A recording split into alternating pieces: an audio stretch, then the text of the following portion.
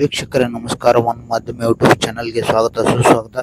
ಇವತ್ತಿನ ನ್ಯೂಸ್ ಏನಪ್ಪ ಅಂದರೆ ಲೋಕಸಭಾ ಚುನಾವಣೆ ಬಗ್ಗೆ ಸ್ವಲ್ಪ ತಿಳಿದುಕೊಳ್ಳೋಣ ಬನ್ನಿ.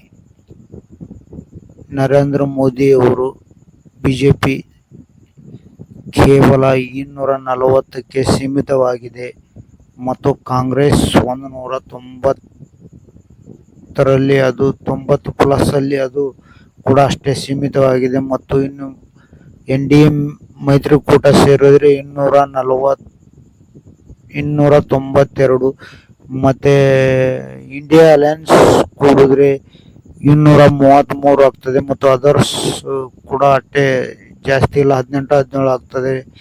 ಹಾಗಾಗಿ ಯಾಕಪ್ಪ ಈ ಚುನಾವಣೆ ನರೇಂದ್ರ ಮೋದಿಯವರಿಗೆ ಬಹುಮತ ಸಿಗಲಿಲ್ಲಪ್ಪ ಅಂದರೆ ಕೆಲವೊಂದು ಅವರು ತಗೊಂಡಿರುವ ನಿರ್ಧಾರಗಳು, ಕಿಸಾನ್ ಇದು ಆಗಿರ್ಬೋದು ಮತ್ತು ಬೇರೆ ಇನ್ಯಾವುದೋ ಆಗಿರ್ಬೋದು, ಹಾಗಾಗಿ ಅವರಿಗೆ ಬಹುಮತ ಸಿಗಲಿಲ್ಲ.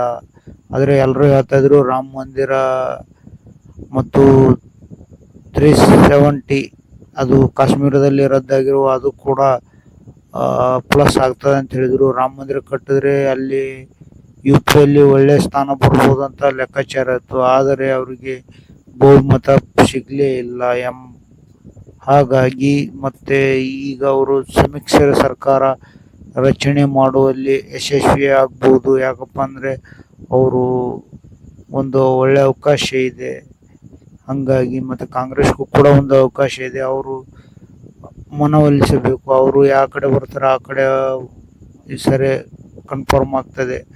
ಹಾಗಾಗಿ 3ನೇ ಬಾರಿ ಆದರೂ ನರೇಂದ್ರ ಮೋದಿ ಅಚ್ಚರಿ ಪಡಬೇಕಾಗಿಲ್ಲ ಸ್ನೇಹಿತರೆ. BJP ಎಲ್ಲಿ ಎಡವಿರಬಹುದು ಅಂತ ತಿಳ್ಕೊಳ್ಳೋಕೆ